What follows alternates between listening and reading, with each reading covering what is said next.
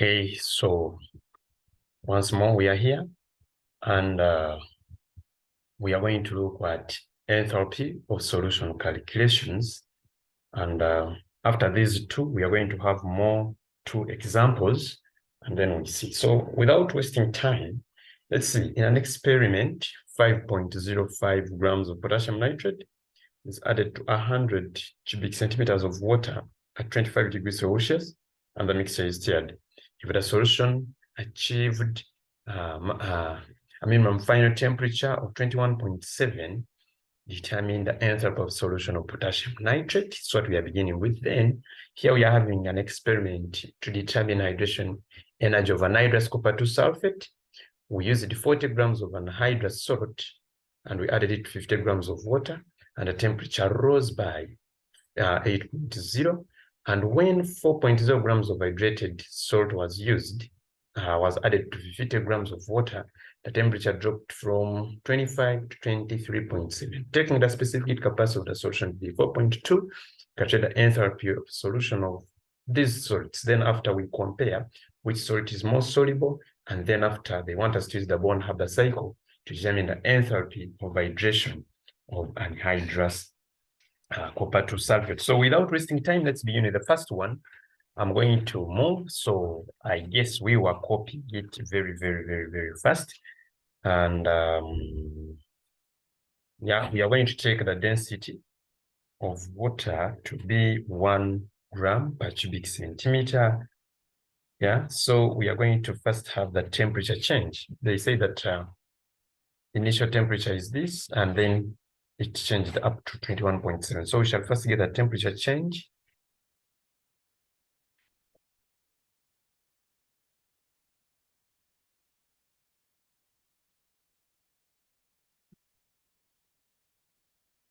Temperature change is equal to dt, and this dt is going to be equaling to 25.0 minus 21.7 degrees Celsius. And what we shall get would be 3.3 degrees Celsius as our temperature change. Then we need to get mass of water, so that we add the mass of the solute and then we get mass of the solution. So mass of water is going to be equaling to volume times density, and volume of water was 100. So when you multiply by density, which is taken to be 1 here, it's going to be 100 grams. Then now we can get mass of the solution. The mass of solution, we get it by getting the mass of water, that is 100 grams, plus the mass of the solute, the potassium nitrate, which is 5.05. So this one is giving us the total mass as 105.5 grams. So after getting the total mass, now we can get the heat change. Heat change, which is given by mass, which is 100. In other words, you get mass times specific capacity times the temperature change dt. So this is going to be equal to 105.5 times specific capacity 4.2 times heat change 3.3, and this will be giving us a value equal to 145.993 joules. If you're having a calculator, you can prove that. Then now, remember, for us to get the enthalpy of solution, we need the molar mass, because as we said before, enthalpy of solution, we defined it as the heat evolved or absorbed when 1 mole of a substance, and 1 mole of a substance is equivalent to the mass of it, the molar mass of that substance. So we need to get molar mass of potassium nitrate. Molar mass of potassium nitrate is going to be equal to potassium, which is 39, plus nitrogen, which is 14, plus oxygen, which is 16 times 3. And this will give us 101. You can use the one of the periodic table, 39.1. so that we get 101.1 grams. So after getting this molar mass, we said that enthalpy of solution is the heat evolved, because in the previous video, we carried out an experiment to determine heat of solution of an ionic salt. So it is the heat evolved when 1 mole of a substance is dissolved in a certain amount of water. So we shall say that the mass of the solute, the 5.05, yeah, it absorbs this heat to form a solution, or to form the gaseous ions, possibly the gaseous ions, yes. Then what about this? So this is like for 1 mole. Or one can first get moles, 5.05 over the molar mass. Then those moles will be absorbing this heat. What about 1 mole? It gives the same answer. Or one can just say 5.05 grams of potassium nitrate absorb 1455.993 joules of heat. Then what about 101.1 grams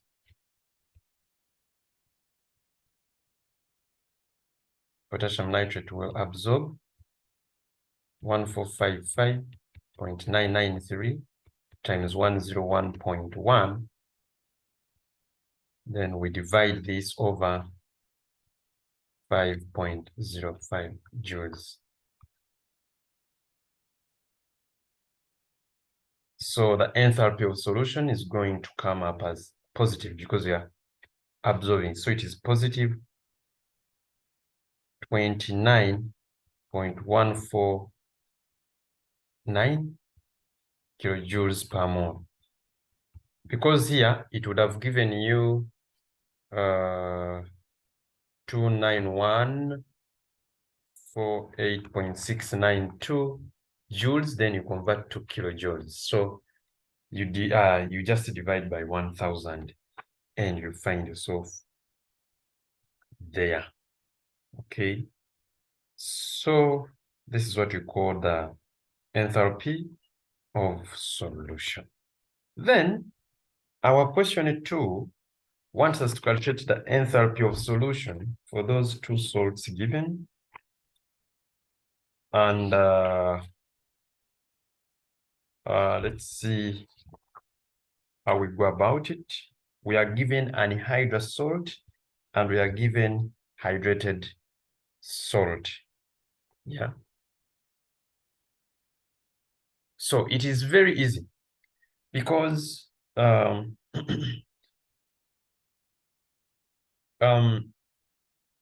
was in anhydrous salt, let's summarize them.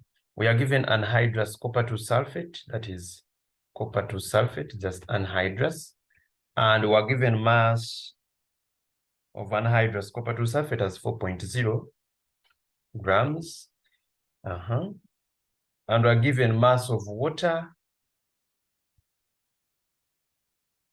as 50 grams of water. So this will give us the mass of the solution. Yeah. Then we are also given temperature rise. They say that temperature rose. So dt was equal to 8.0 degrees Celsius. But since there is temperature rise, it means that the enthalpy of this reaction is negative. So this reaction was exothermic. There is an increase in temperature. When there is an increase in temperature, then the reaction is exothermic. When there is a decrease in temperature, then the reaction is endothermic. It means that heat was absorbed, so it led to a decrease in temperature. So that is where you need to know. You need to know that when there is an increase in temperature, the value is negative. And if there is a decrease there is if there is a decrease, it means that heat was absorbed, and therefore positive. So here, let's first do for this anhydrous salt, and we are going to first calculate the mass of the solution.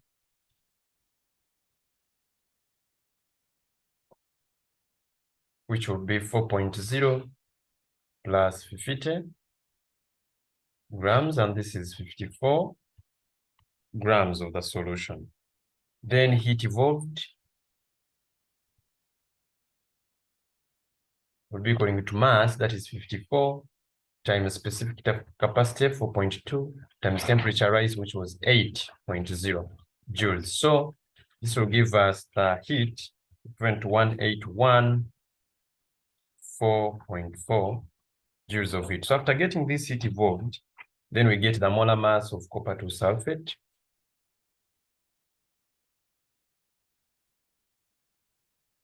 And you should always use the values given by your periodic table. It's 3.5 plus 32.1, then plus 16 times 4. And this will give us 159.6 joules. So it means that these 4 grams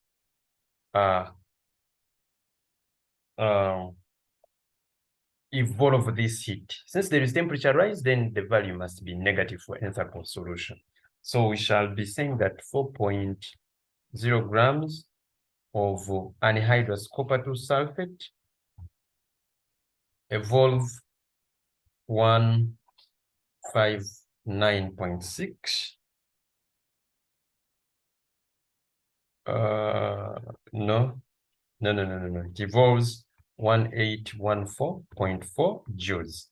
Then what about 159.6? 159.6 grams of copper 2 sulfate would be evolving 1814.4 times 159.6 over 4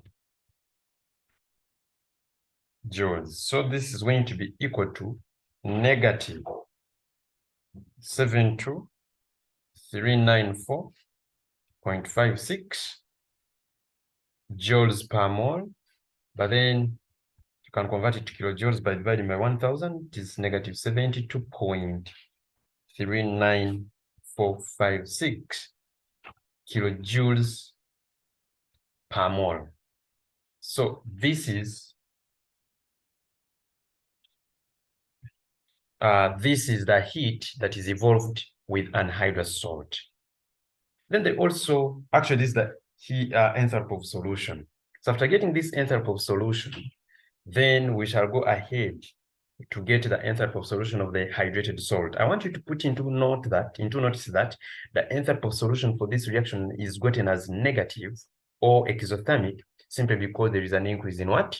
In temperature. So when you go to the hydrated salt, the same working, I'm going to fix it here.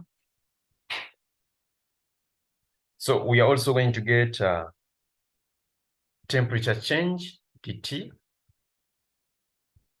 For hydrated, it decreased from 25 to 23.7. Yeah. So you can see that here is a change of 1.3 degrees Celsius. And since temperature decreased, it means that heat was absorbed.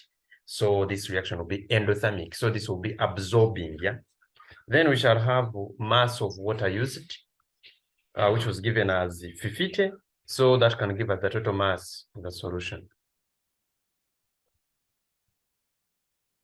Mass of solution will be equal to 50 for water plus 4 for the solid used. So this gives us still 54 grams. After getting the 54 grams, then we can get heat absorbed.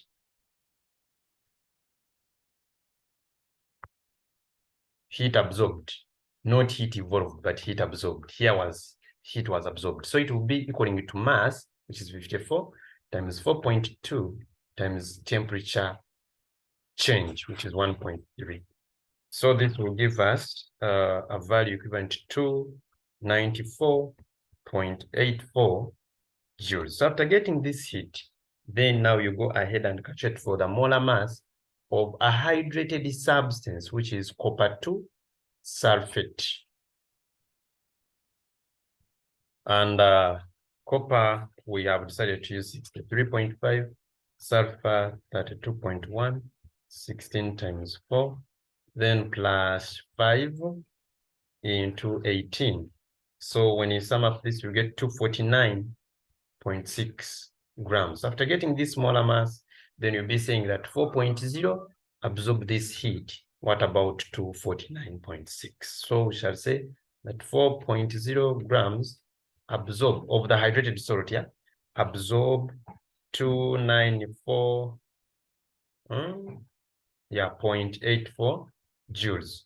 What about the molar mass, which is for 1 mole, and that is 249.6 grams. This will be absorbing 294.84 times times this molar mass, 249.6, 249.6, then everything we are dividing by 4.0. And this will give us a positive value because we are absorbing heat.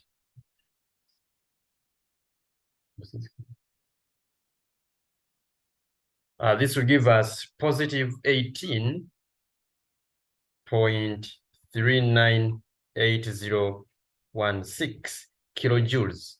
You first get in joules, then you divide by 1000, you get kilojoules per mole. So after getting these two values, we have this value and we also have this value.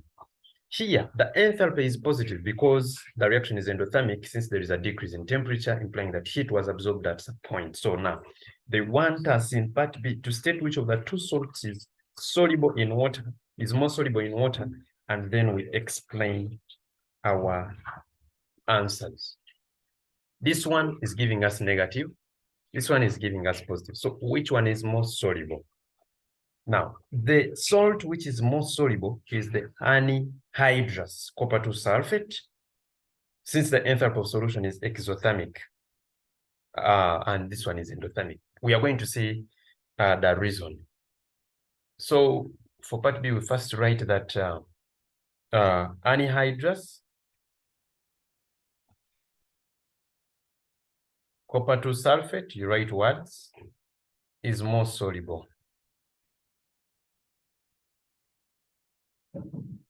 Since its enthalpy of solution is exothermic.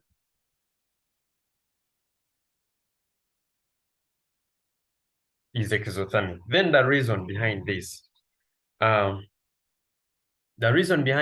that maybe you can always write is that the copper 2 ion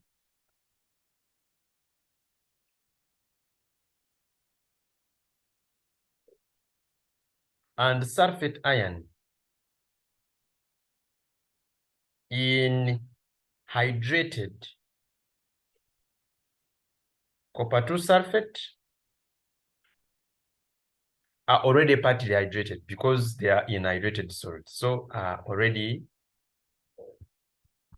partly hydrated. Yeah. So when hydrated salt is dissolved in water, when the hydrated salt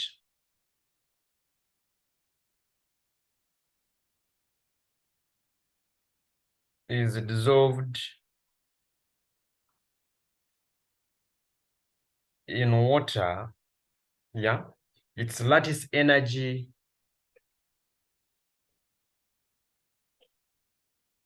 outweighs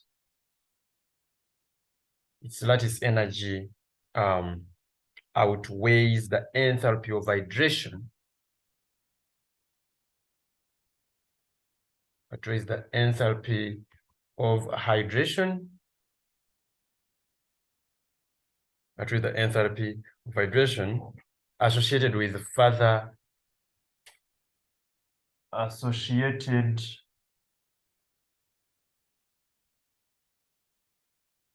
with any further hydration.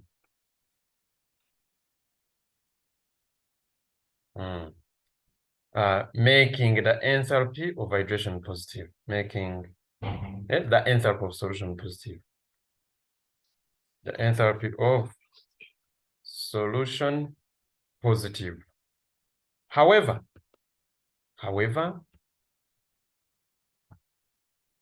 for anhydrous copper 2 sulfate, the hydration energy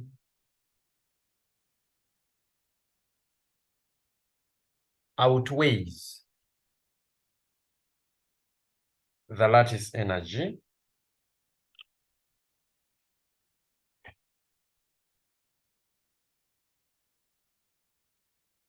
making enthalpy of solution negative.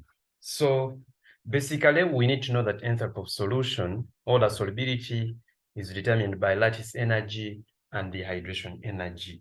When lattice energy outweighs hydration energy, then there is no further hydration. But when hydration energy is the one which is high, then it means that the ions are surrounded, can easily be surrounded by water molecules. So that is the reason behind that. And then the last part wants us to calculate or to determine the heat of hydration of anhydrous copper 2 sulfate. That is very simple. Much as our next lesson will be the energy level diagrams, we need to see how it works as early as this. So we have got copper 2 sulfate, and it's a solid. So it will give us copper 2 ions, aqueous, and sulfate ions, aqueous. So here we got the enthalpy of solution that gives us this, yeah? So that is a copper, sorry. That was negative 72.39456 kilojoules per mole, yeah? Also, it gets hydrated to form copper 2 sulfate, 5 water. Here, it gains 5 molecules of water, as you can see. And here we have enthalpy of hydration. And this one also,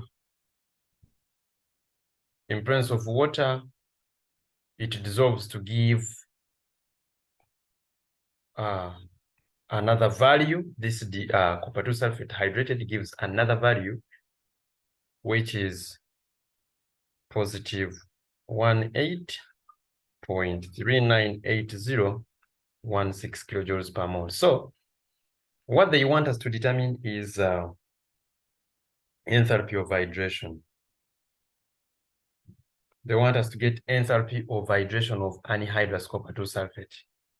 So from Hess's law, by Hess's law, we know that the H1 is going to be given by enthalpy of hydration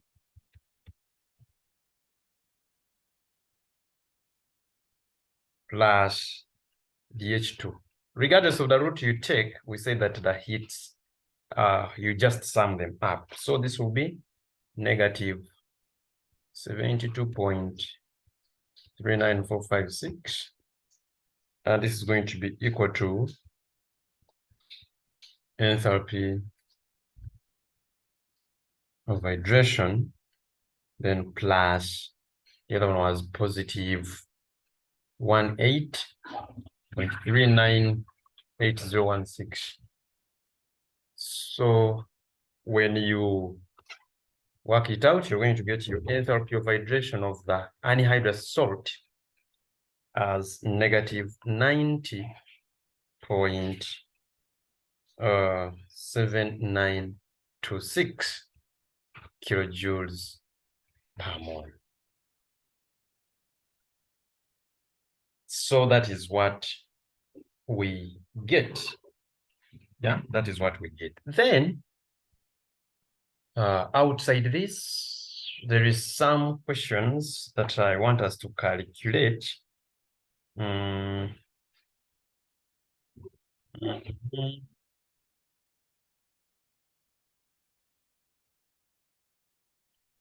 It goes the enthalpies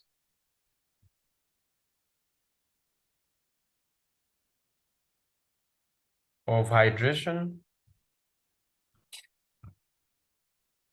enthalpies of hydration of sodium ions and hydroxyl ions 424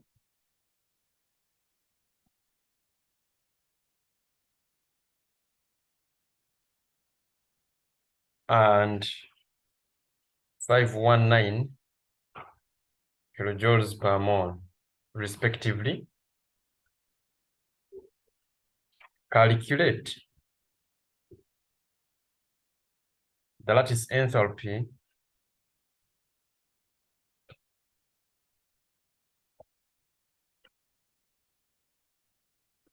calculate the lattice enthalpy of sodium hydroxide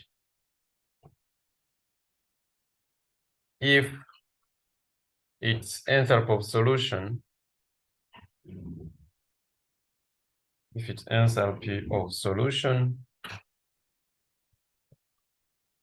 is negative 44.5 kilojoules per mole. What I want you to note here is that the enthalpy of solution is given by lattice enthalpy of sodium hydroxide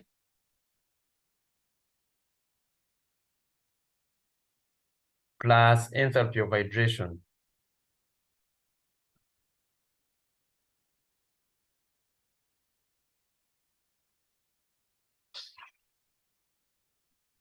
of sodium hydroxide. So this is the same as enthalpy of solution given for sodium hydroxide is equal to lattice enthalpy or lattice energy. Then for the case of hydration, we say that we sum up the individual enthalpies of those ions, DH. Hydration of sodium ion plus DH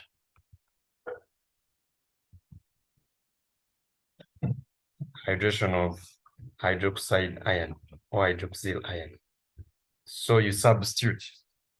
This will be negative, it was given as negative 44.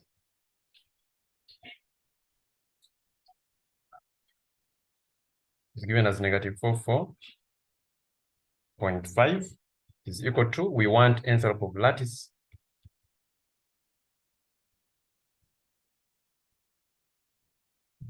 then plus enthalpy of hydration of sodium ion.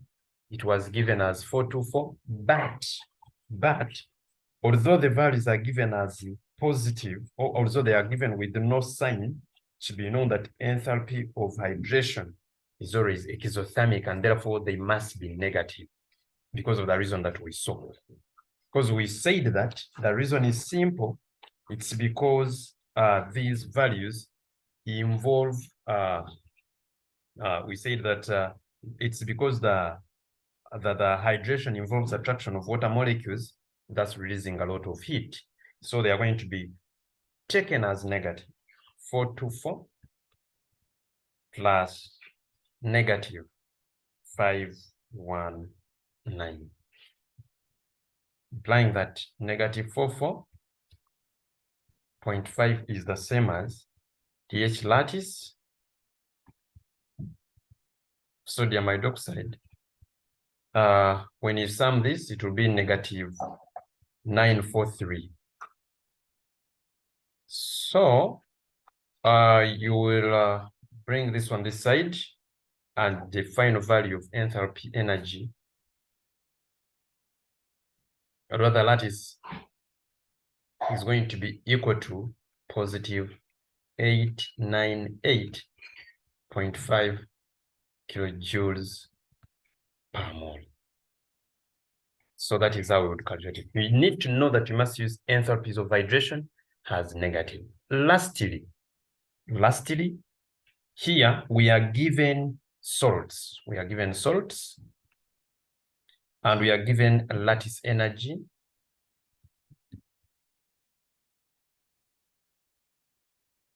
in kilojoules per mole, and we are given hydration energy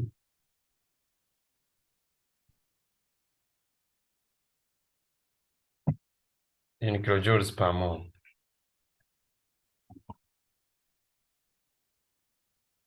So we are given potassium chloride, we are given lithium chloride. They like giving names so that students confuse the valences, and so you have to be keen. Here I've just briefed it like this. Then we have negative 862 here. Here we have negative 718. Here we have negative 883. And here we have negative 695. The question is, calculate the enthalpy of solution. Calculate the enthalpy of solution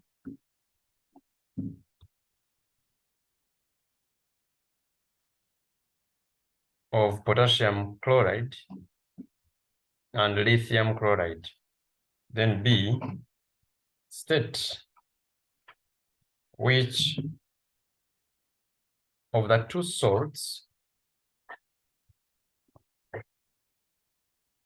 is more soluble in water.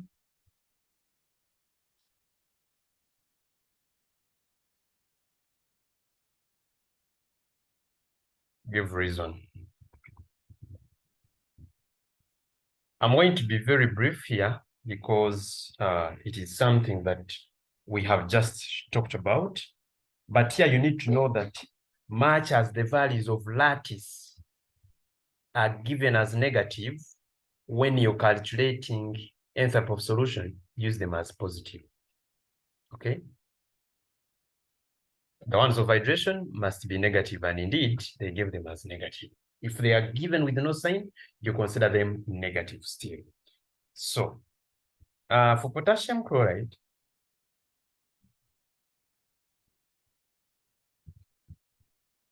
we're going to say enthalpy of solution is going to be equal to lattice plus hydration.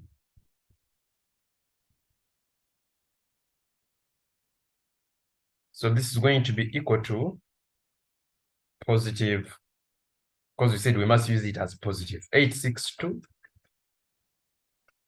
plus negative 883.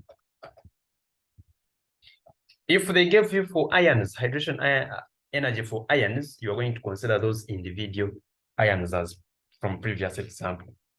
So of course here you can get your enthalpy of solution, which will be negative 21 kilojoules per mole. When you look at for lithium chloride, enthalpy of solution is going to be equal to lattice energy